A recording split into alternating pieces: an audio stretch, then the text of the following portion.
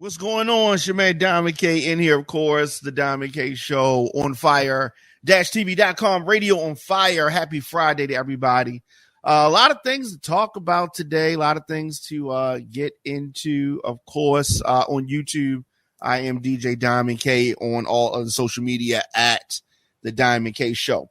All right, so a little bit later, we're going to be joined by a Democratic candidate for mayor in Baltimore City, Bob Wallace, is going to join us shortly.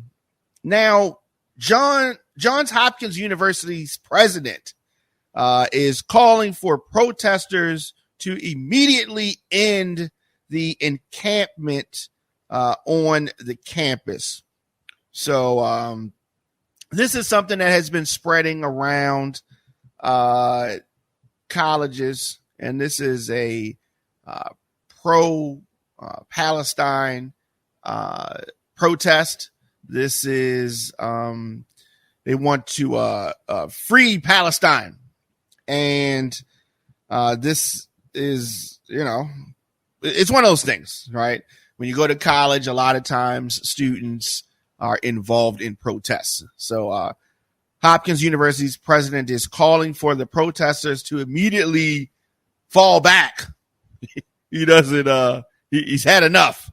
The protest in support of Palestine has entered its fourth day.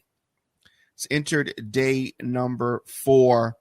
And this is at Johns Hopkins University's Homewood campus. The demonstrators have been calling for the university to cut ties with Tel Aviv University and stop accepting Department of Defense funding to develop weapons. Of course, this demand, I guess it's a noble thing that the students want. And I can understand where they're coming from the standpoint of, you want something done. They're paying to be there. I get all that. But the school is not going to buckle to these demands. I just don't see it happening.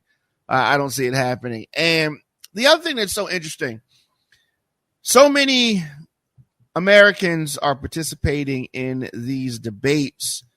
I like to see folks protesting, standing up for things that are wrong domestically as well. There's a lot of things here stateside that could be better. And I would love to see the same level of enthusiasm, the same level of outrage, the same level of that student body getting involved. I'd like to see that on some of these stateside issues, some of these issues that are affecting us in America. I would like to see that as well. Am I wrong for wanting that? I mean, I get, the Israel Palestine thing. I get all that. And absolutely. But in addition to that, we have some problems that are very close to home. And, people need to keep that same energy. Because when it comes to things that are here, I don't see this level of outrage. I don't see this level of commitment. I don't see any of that. But I'm just saying, if spread the love, right? Spread the love. We send a lot of money, a lot of different places. But I'd like to see some of that stuff happening. Maybe I'm crazy. Midlife Bro Logic on YouTube says, I think I'm going to vote for, are you saying criminal Sheila just to get Brandon out? Okay. Criminal Sheila. You need to call a lot of other politicians criminal as well. On YouTube. My goodness. You just stay dumping on Brandon. You don't like Brandon Scott for some reason. And I saw the link that you sent me yesterday. But so that's the reason why you don't like Brandon Scott. You want Sheila Dixon to take his job. You're going to have your chance to vote. I hope that you are voting. I hope that you are not just online on YouTube just talking about it and making all of these demands on the elected officials, I hope that you are also voting. And I hope you're registered and all that good stuff. Of course, we talked about this yesterday. Early voting is underway. Folks can, cast their vote, let their voice be heard, and all that good stuff.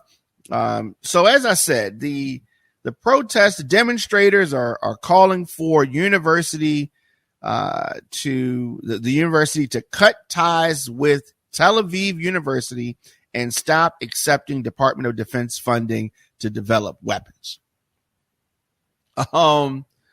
Yeah. So student protest leaders have hammered out an agreement with Johns Hopkins University president earlier this week. The deal, the deal was that the school would ensure the safety of the peaceful protests from 10 a.m. to 8 p.m. and the students promised no tents or overnight camping. I don't know. Some of these things are just misplaced energy. Some of this energy could be better utilized. Officials said that the pact was announced and most of the students left, but a few stragglers have remained and started putting up tents before dawn on Tuesday. And so, this is going on. Of course, the school doesn't like the optics of these encampments. Looks crazy. And I just don't want things to get out of hand. Yesterday, they were citing health and safety concerns. And it called for an immediate end to the encampment, which is the tents and the sleeping over, the sleeping outside stuff. So we're going to see what's going to happen. The university policies and codes, they said, are affected by these encampments, and they need that to stop. The Mayor Brandon Scott, said that he is monitoring the situation at the college. And he's paying attention to it. President Joe Biden on Thursday rejected calls from student protesters to change his approach to the war in Gaza, while insisting that order must prevail as college campuses across the country face waves of violence, outrage, and fear. So it's always something. And it's usually something that you don't expect. So I'm sure that President Biden did not have on his bingo card that this war in Gaza, Israel, this Palestine, he didn't think that all this was going to be such a major factor in this campaign. And I think, at least right now, it is something that President Biden needs to be concerned about. Of course, he can't buckle to every little thing that they're saying. All right, he can't do all of that. But this is, like he said, it's something that Brandon Scott said he is monitoring, and it is something that, believe me, Joe Biden is monitoring as well. He is not feeling this, but at the same time, he can't buckle to the demands of these students, right? So you got that going back and forth. You got students on the campuses across the country, starting to move into multiple weeks of their protests, and I don't know. I'm glad that I don't have a child that is involved in this right now, because sometimes kids just want to rebel. Now, some of these folks have family and friends over that are affected directly by this conflict. Some people are just getting involved. They're claiming that there are outside agitators on campuses. I don't doubt that. We see it all the time with regards to protests. You see outside agitators coming around, causing confusion, and that could be something that is happening. That is something that obviously the schools are concerned about. They don't want this kind of drama. They don't want outside agitators coming in and getting things sparked off.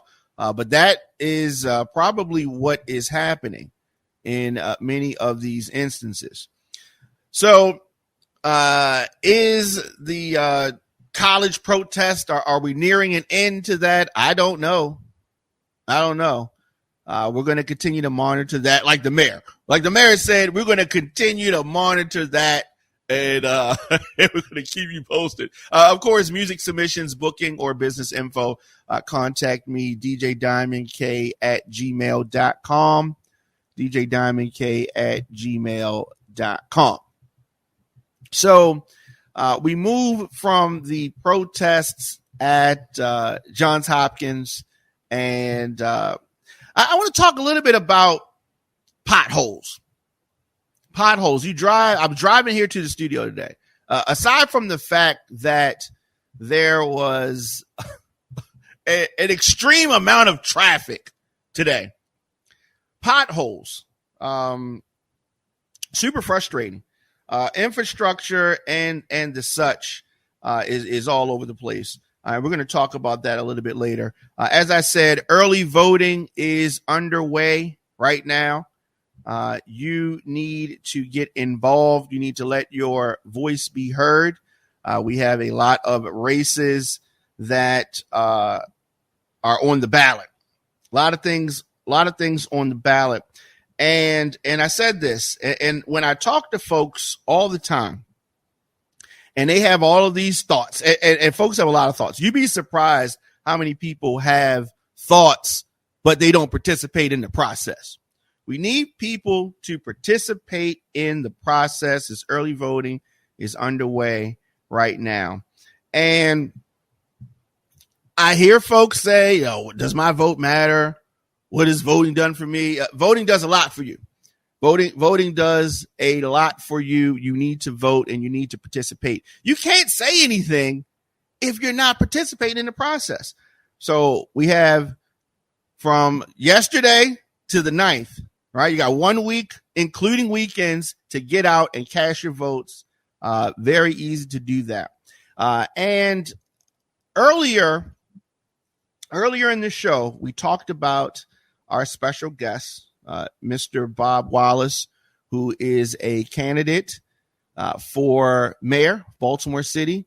I'm looking forward to having a discussion with him about his candidacy, about Baltimore in general, some of his vision. Like to get into all that. And so we're going to do this. We're going to take a quick break, 20 seconds, and we're going to be back with our special guest, Mr. Bob Wallace.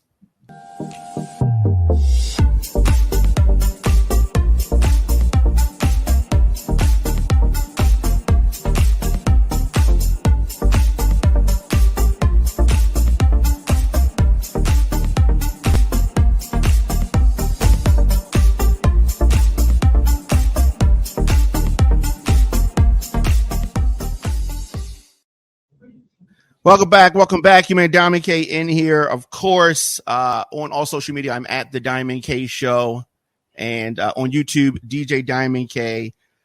All places that you get your podcast, just search the Diamond K Show. So, Bob Wallace is a businessman who has founded 3 tech companies.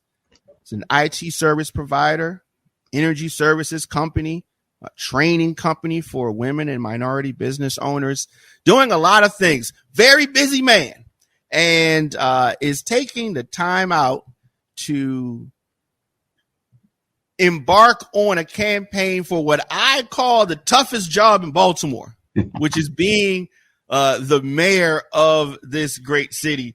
And so I want to welcome to the show, Mr. Bob Wallace. How you doing, sir? I'm doing well, brother. How you doing? I'm good. And so I often say that being the mayor is the toughest job in the city. What would make you want to have such a difficult job? Amen, brother. That's a question I ask myself a lot these days in terms of why I want to do this. I guess for me, it comes down to my love for the city of Baltimore. I love this city. I love the people, and I've just not been happy with the way that we've been going as a city. I've not been happy with the results that we're seeing from our leaders. I have supported many mayors since Kurt Smoke. No, since actually Mayor Schaefer, and I've written a lot of checks and tried to help as best I can, but I just haven't been happy with the leadership of the city. And so, versus complaining about it, I said, let me do something to try to see what I could do to make it better. And so that's the reason why I'm running.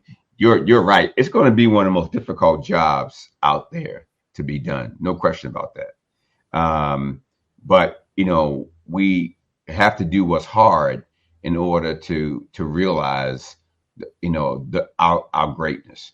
And so I am prepared to step up to do what I can to help make that happen. But it indeed will be a very difficult job. Yes, absolutely. So when it comes to the office and when it comes to the city of Baltimore, what do you think? And I know it's going to be difficult to narrow down one thing, but what do you think is the single most important issue that is impacting Baltimore?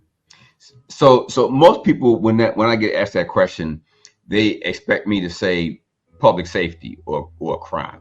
I mean, that obviously is always in the news, front and center. We have to deal with the wire and all of that has created this image of Baltimore that's not very flattering.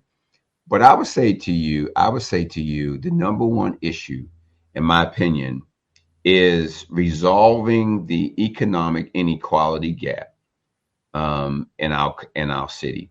I'll give you some example, some stats. So two-thirds of our population in our city, you may or may not know this, two-thirds of our population struggle. They struggle every day to make ends meet, to make financial ends meet. 1 out of 4 of us live below the poverty level. One out of 4 of us live in food deserts where we don't have stores to buy fresh food. Right. 1 out of 3 don't have automobiles to get to work. I mean, and you go down the list, of things, and what I have found is the root cause of many of the issues we face in this city is economic inequality. And if we fix the economic inequality issue, which is, by the way, connected to the education issue, so Right. all these things are interdependent. I totally agree with that. But you asked me the question, what would be the one thing? It would be to get this economy, to build an economy in the city that benefits all the people of Baltimore, and not just the well-educated, not just those who are affluent, but the unemployed, the underemployed, the people who work 2 or 3 jobs to make ends meet. Sir, I think those are the things. That's the one thing that I think would turn the city around. Yes, I agree with that, and I've heard you speak on this before, and so much of what you just said is tied to some of the other issues that are plaguing the city. Yes, sir. Solving that crime, that issue, it just bringing things up. I mean, because we're talking about a battle between classes. Yes, sir. Yes, and yes. That's a tough thing.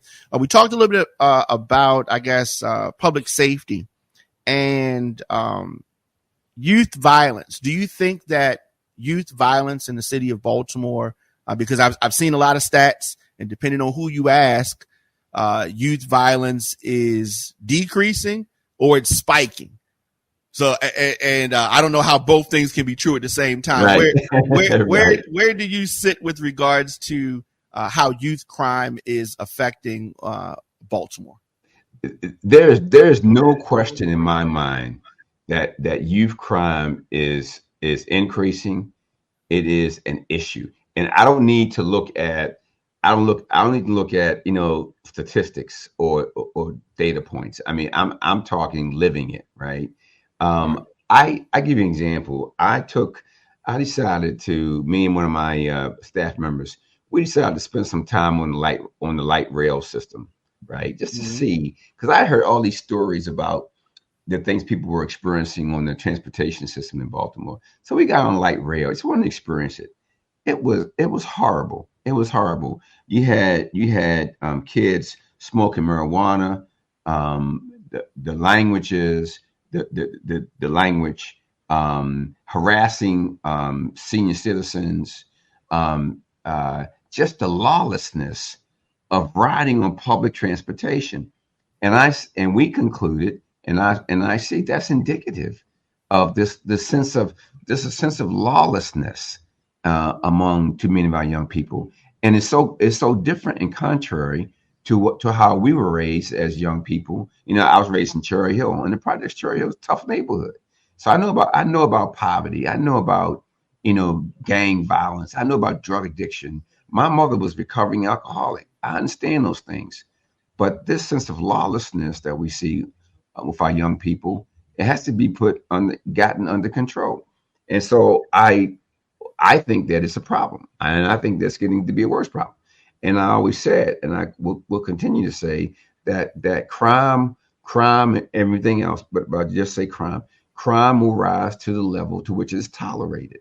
So as we as a society tolerate these things, it will rise to that level. And so we must make the point clear to our young people: we will not tolerate this. Now, I'm not saying, sir, that we do have mass incarceration of these young people. As a black man, I'm very sensitive to that, right? They Right. having being raised in the 60s and 70s. I'm aware of that and what it has done to our community. On the other hand, we cannot have young people or anyone just thinking they can do whatever they want to anybody else, harming them, and that there are no consequences. There has to be consequences. And so, Do you feel that the kids do not think that there's going to be consequences? Is that part of the audacious nature, that they're not fearing consequences? yeah, I think it's twofold. I think, and I'm going to say this, and I always get in trouble when I say it, because people don't like to talk about the real deal here. So when parents don't parent, and they let the streets become the parents, then this is the kind of behavior that we're going to see. So that's one aspect, and nobody wants to talk about that, right? But that's a Right. problem. And the second thing is not fear of consequences. Okay, of consequences here, and so I think that's what we have to realize has to be addressed. And so I don't know if you're a father or not. I'm a father. I have 5 children. I have 11 grandchildren. Right. I raise my kids in a way that they know, here are the guidelines. This is how we want to treat one another and speak to one another as a family. This is what I expect of you as your father. And if you can't live with this, or if you cross the line anyway, there are consequences to that. And I think that's how we keep society orderly. And so that's a problem, I think, in the city. Absolutely, and that's an old school way of doing things, and that's how I was raised as well. Somewhere along the line, that has been lost, Yes. and we're seeing the results of that. We're seeing the effects of that right now, and so I agree with you on that. With regards to the juvenile offenders, with regards to the strategy that the current mayor has been on, I think that Ivan Bates and our current mayor not on the same page. What would your relationship be like with Ivan Bates? I do think that a strategy has to, I think that both of these offices have to be moving in the same direction for things to work out. So Right. what is, or could your relationship be like with Ivan Bates? So I know Ivan Bates personally. We're actually fraternity brothers, and he's a good guy. And I would tell you the truth, his policies and views are probably closer to mine than they are to the current mayor. And so I think we could work together very, very well. I mean, the point you're making, though, is that these two positions, these two leadership positions, have to be able to work together, right? And that would, the city would be hurt if those two could not come together in a very meaningful way.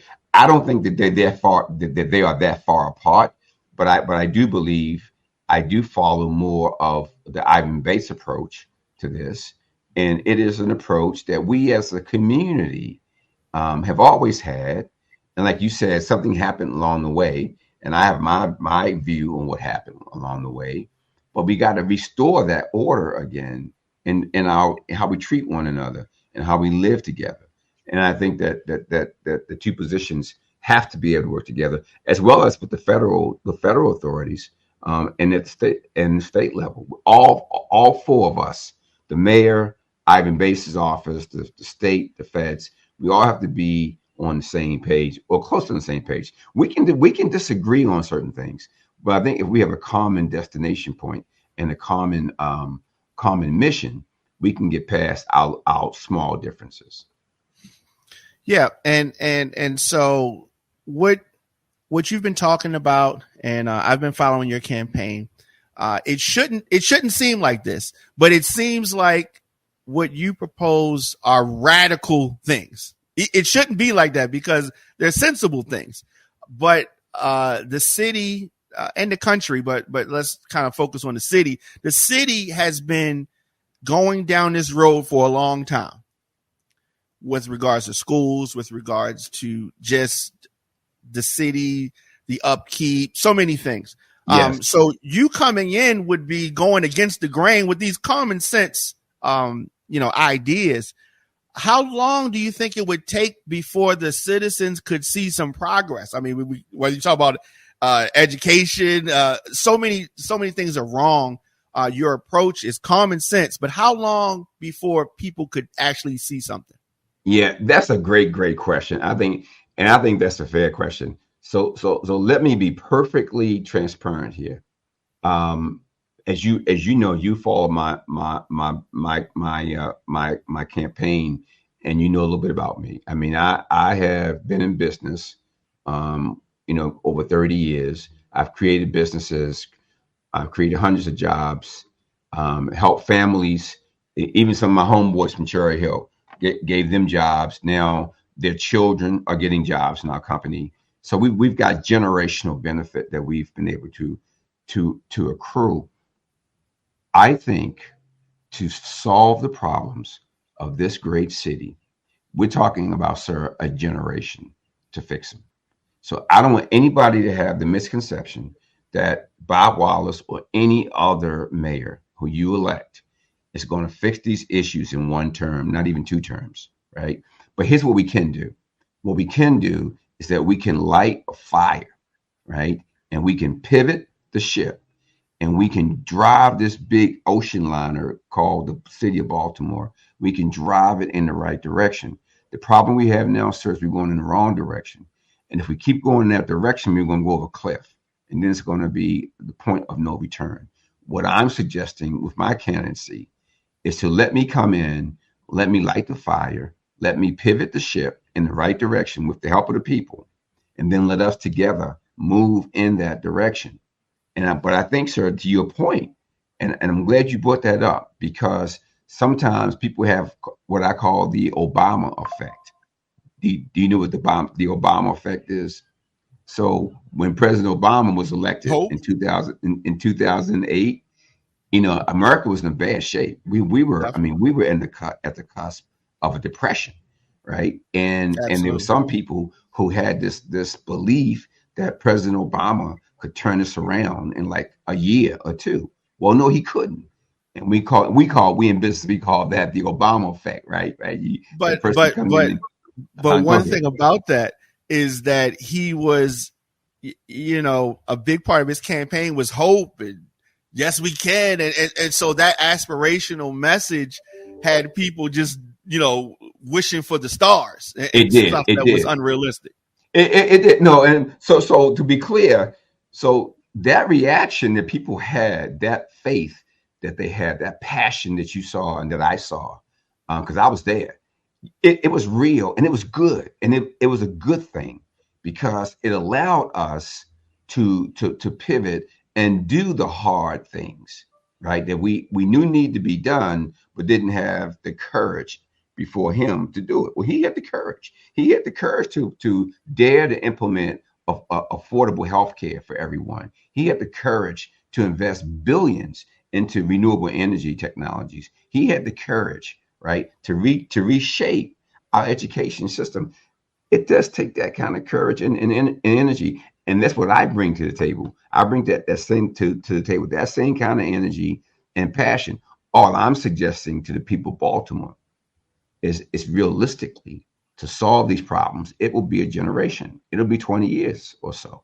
But we at least in the next mayor's administration, the right mayor, we can start the journey, pivot the ship, going in the right direction, and then build the right team so we can maintain that direction and maintain that momentum that I hope to create.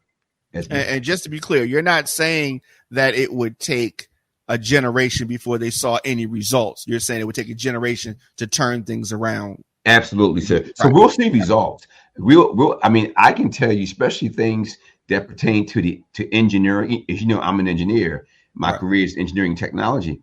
No, sir. There are things that I can do. They'll see change in the first year, even the first 90 days. But I'm suggesting to solve all of these problems in a very meaningful way that it will take a generation. I do believe that. Yes, sir. All right, and I think that is realistic. So I think you said generation, and if I go back a generation, a little bit more than that, I remember the opening of the Inner Harbor. Yes. All right, a little bit more than a generation, and so where we are now, as you well know, David Bramble's plan to redevelop Harbor Place, Inner Harbor, is out there. And where do you sit with this proposal to put these 900 high-rise, luxury condos, apartments, whatever they're going to be down at the Inner Harbor, and what is your thoughts on what could just completely reimagine, I think is the word that they like to use, the Inner Harbor? Yeah, like you, I remember. I mean, I'm old enough to remember when the Inner Harbor was built, and it was such an amazing place at the time. It was very similar to what was happening up in Boston, and in New York. It was an exciting time, and it was wonderful to be part of it and be part of Baltimore. I know David Bramble. He's a good man. He's a good, smart businessman, successful developer, and I support him. My issue with the project is this. As your next mayor, I am resistant to the city of Baltimore continuing to invest its scarce resources into these big inner harbor projects, these big, things that don't benefit the neighborhoods of Baltimore City. And so that's my number one concern. I also don't believe that we should be building an economy that is based upon residential assets, like these 900 apartments. The people who will live in there, they will not be people from the neighborhoods of Baltimore City. They'll be people, because they won't be the people. Most of the people in Baltimore cannot afford them. So once again, we're investing in a project that doesn't benefit the neighborhoods and the people in the neighborhoods of Baltimore City. As your mayor, Mayor Wallace, what I'm going to do, I'm going to pivot that emphasis so that we're developing resources in the neighborhoods of Baltimore City, where we're using our own businesses to build it. We're using our own employees as the citizens as the laborers. We're using our own young people who might be in the crafts, carpentry, electrical work, bricklaying, heating, ventilation. We're using our local workforce to rebuild our city. The problem I have is every time we have a major project, we go outside of the city to get the resources to build it. And that just makes no sense to me. So, but it also means that our businesses, especially our minority-owned businesses in the city, they have to grow. They have to grow. They have to mature and be ready to assume these big projects. We've got a number of big projects that could be jumping off the drawing board very, very soon. We have the rebuilding of the Key Bridge. We got That's a big one. hopefully we want to get the Red Line light rail system, going again. That's a $3.5 billion project there. The bridge, you're talking about $2 billion, $3 billion investment to rebuild that bridge. We've got the rebuilding of these vacant properties. I mean, we have the projects that will allow us, if we are smart business people, to focus on those, rebuilding those, and that will benefit the neighborhoods and communities. So I like David Bramble. He's a smart guy. The project he's put forth, I'm not excited about having it be residential, but that's my opinion. If the people of the city decide they want to support this and get behind it, then I as your mayor, I will do the will of the people. Right. And we're going to have our opportunity to give thoughts on that in the fall. That's right. Yep. Right. So, you were talking about these projects and there's so many opportunities throughout the city. Developers obviously want some type of a tax incentive to make some of these deals. And so it's about weighing that out. What's good for the city, what's good for said developer. With regards to the citizens' money propping up this project, how do you feel about that? And projects like this? Yeah. See, that is so. Initially, we were told, or we understood, that the city was going to have to put up $400 million of either pilot money or TIFs, right? Tax incremental financing. Basically, it's the city borrowing money to do the infrastructure work for these projects, and then get paid back from the future increased tax revenue, right?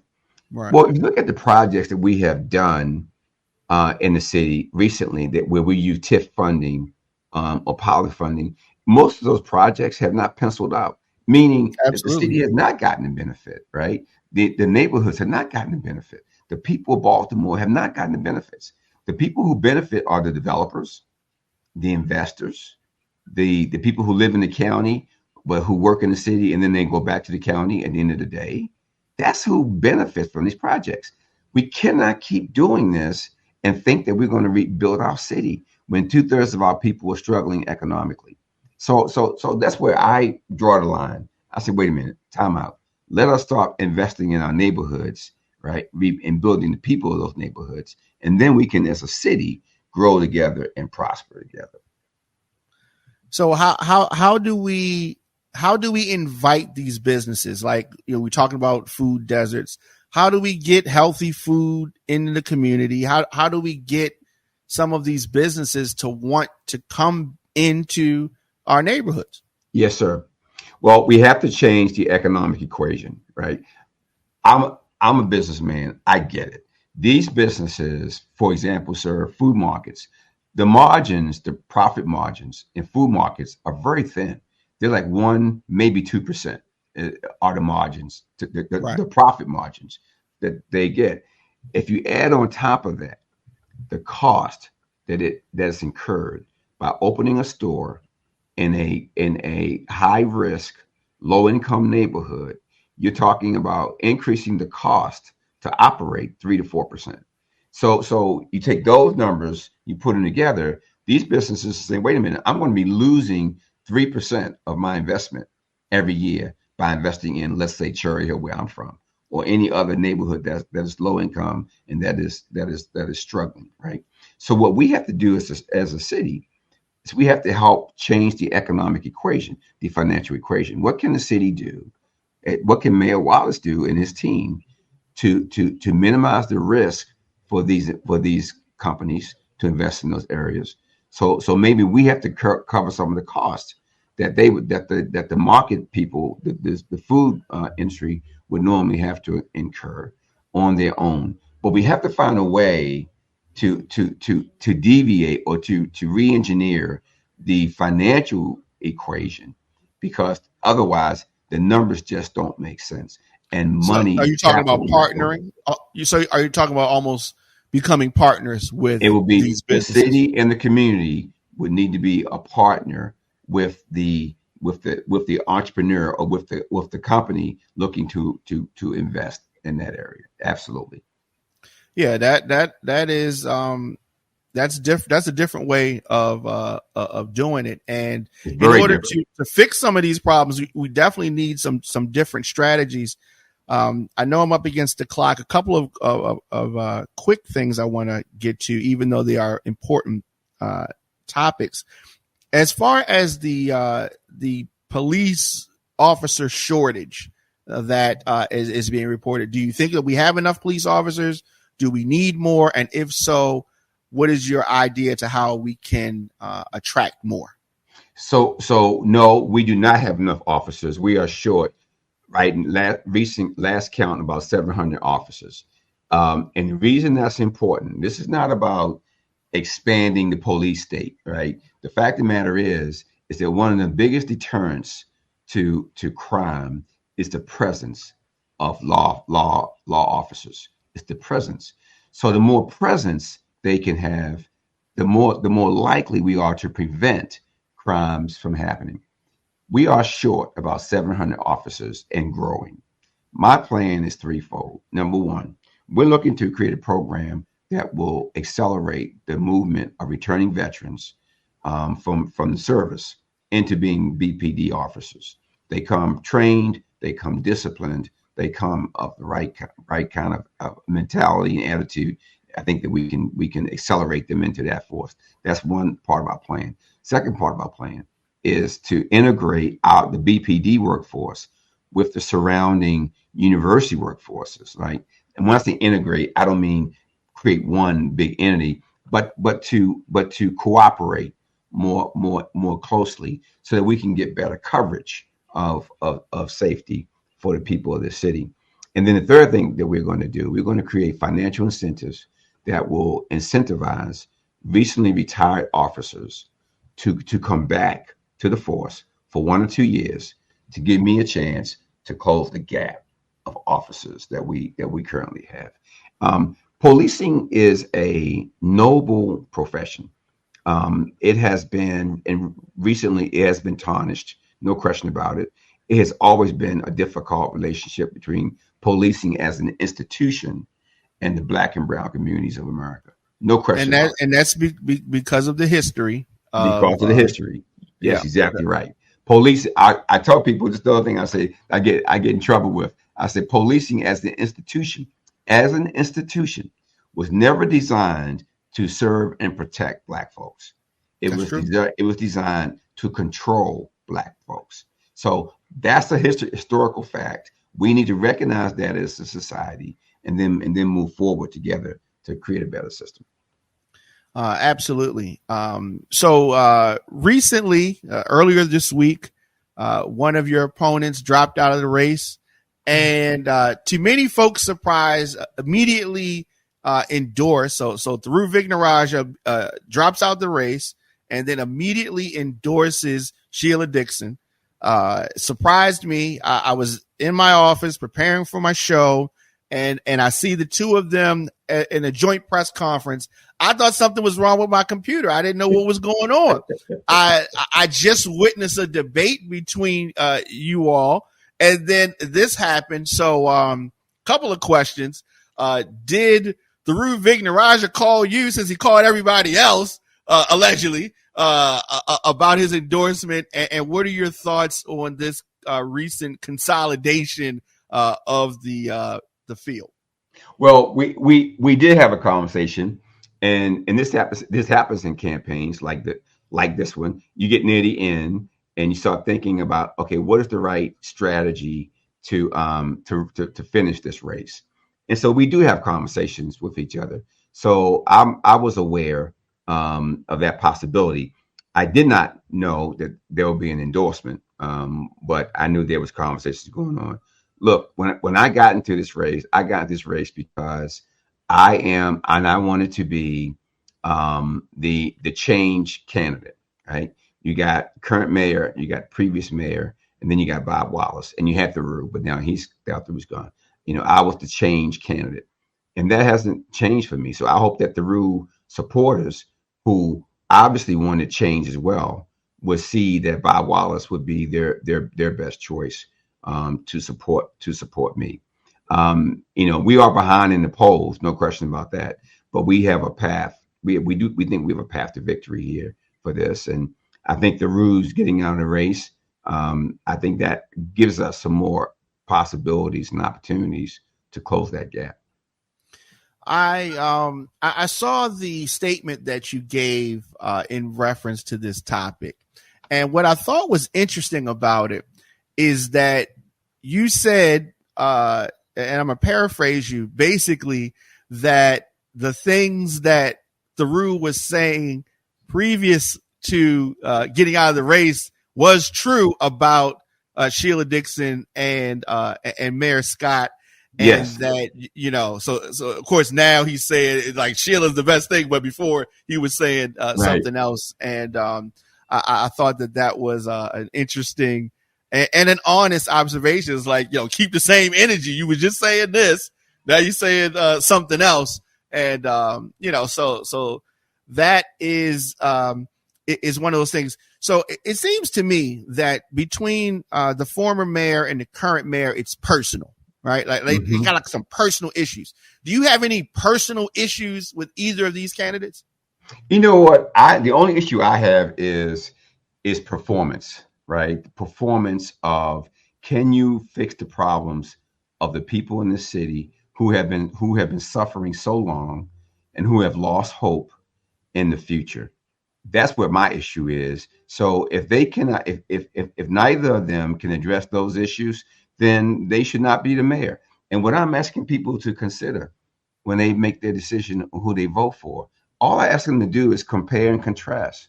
Compare Bob Wallace and what he's done, his background, the skills he brings to the table with my opponents, and compare what is the future that you think Baltimore can be and should be, and then figure out which of the three of us do you think is the best choice to help us to achieve that future. And I ask the voters of the city to consider that. I mean, look, you gave Miss Dixon a shot years ago, and she blew it. You gave the current mayor a shot, and there's debate about whether or not he's done a good job or not. You haven't given Bob Wallace a chance. Why not? Why not give change a chance? Why not give change a chance? You say you want change, then give it a chance. And I'm asking the people of Baltimore to consider that. Yes, change. A lot of people are scared of change. Yes. And, so that's a lot of people are scared of change. That's so true. They say it. They say they want it, but you're right. They're afraid of it. Yes, sir. Absolutely. So, folks have to know that the Maryland primary election early voting centers open from 7 a.m. to 8 p.m. Until May the 9th for this primary election. Anyone in line at 8 p.m. will be allowed to vote. This includes Saturday and Sunday. And so I definitely appreciate you taking time to talk with me and share some information with our listeners. You've stayed over the time that we agreed to, and I really appreciate that. Anything else you want to say before you go? Yeah, I think just to follow to close on what I said earlier, I remind people when they are, either at their table filling out their ballot or they're in the voting booth, and I want them to listen to their instinct, listen to their spirit, because almost everyone I meet says we need to change, we need new direction, new leadership, new blood. I'm asking them to listen to that voice, listen to it carefully, because the choice we make in this election is going to have long-term consequences. And I think that we need to, as a people, make the right decision. And I would say that your children and your children's children are depending upon you to make that decision and make the right one. So choose well, choose wisely. I know you will. And I thank the people of Baltimore for the opportunity. Absolutely. Thank you so much. Much continued success to you, and Thank you. definitely appreciate talking with you, Mr. Bob Wallace, Democratic candidate for mayor of Baltimore City. Good luck to you, Thank sir. you, sir. Thank you. Blessings Yes, to everybody. Thank you. thank you. All right. That was Mr. Bob Wallace. And folks who want to partake in early voting, you need to bring a document proving your residency, such as a driver's license, an ID card, all that, all the normal stuff that okay, stuff that As I said, early voting centers open from 7 a.m. to 8 p.m. until May the 9th for this primary election.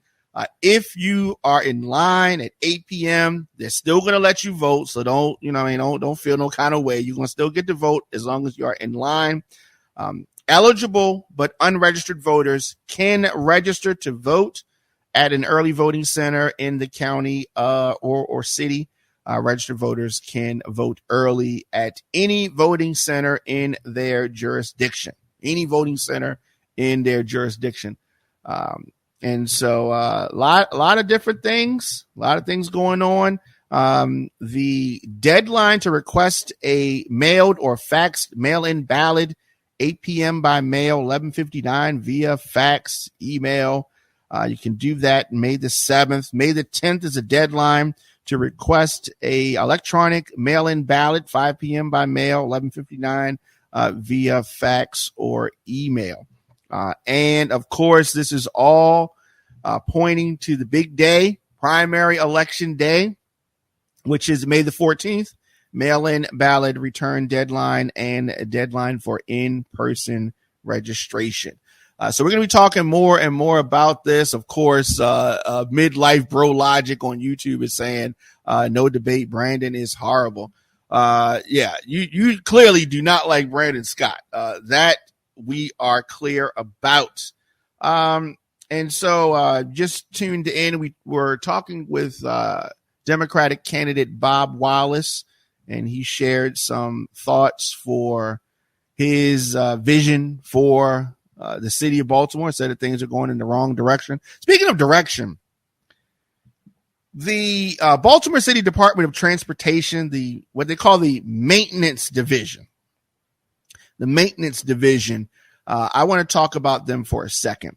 So the maintenance division is comprised of the following groups: street lighting, road maintenance, bridge maintenance, facility maintenance, inner harbor maintenance, landscape maintenance, signs, and markings. So why did I bring that up? Why am I mentioning these? I want to focus specifically on roadway maintenance. My drive here to the studio was a bumpy one, as yours probably is throughout the city. The roadway maintenance group maintains and preserves 2,000 miles of roadway and 800 miles of alleys. This includes potholes, street repairs, curb repairs, handicap ramps. This group also maintains right-of-ways, medians, and transportation properties. In addition, this group is responsible for the city's snow removal plans and the placement and maintenance of all salt boxes. Why am I bringing this up? Let's go back. This group is supposed to be in charge of pothole and street repairs. Oh, they're doing a crappy job with that. I see potholes that never get fixed, ever get fixed. And so we are on a mission to get to the bottom of these potholes. The city council is, where the money comes from for this. But I mean, honestly, if we had a city council and a mayor that fixed our streets, that would go so far. It seems like something really simple. It seems like something really basic, right? But why won't anybody do it? And they'll say it now when they're running for office. Oh yeah, you want the potholes? We're gonna fix the streets. We're gonna do this. We're gonna pick up the trash. We're gonna do all these things, and then it comes time to them actually doing it, and it never gets done. Never gets done. We got to figure this out. Do I need to throw some parties for us to save some money up, to raise some money so we can get the streets fixed? We need to do something, and the money is out there, right? So we're going to talk next week. I'm going to bring up potholes pretty often during this election season, and I want us to figure this thing out because for some reason, the city of Baltimore is just good with us having these potholes. The streets are crazy. Like, I'm talking about bumpy roads. Just, it's despicable. All right. So, definitely. I enjoyed the conversation with Bob Wallace. He has some different ideas. Different than the normal. They're not crazy ideas, just different than the normal. Different from the way that it's been. But we'll be back on Monday, of course, 6 p.m. The Diamond K Show. Subscribe on YouTube.com/DJ Diamond K. Of course, you can contact me for booking or any other info, djdiamondk@gmail.com. On all social media, I am at The Diamond K Show. Support The Diamond K Show and On Fire TV via PayPal. PayPal.me/radio on fire. On Cash App, I am $ The Diamond K Show. Of course, you can become a member and do all of that good stuff. Exclusive content on fire-tv.com/join. It's been real. I have really enjoyed this. Thoughts? djdiamondk@gmail.com. Very, very easy to get in touch with me. If you have an event coming up, all that good stuff, just hit me up. I am not hard to find.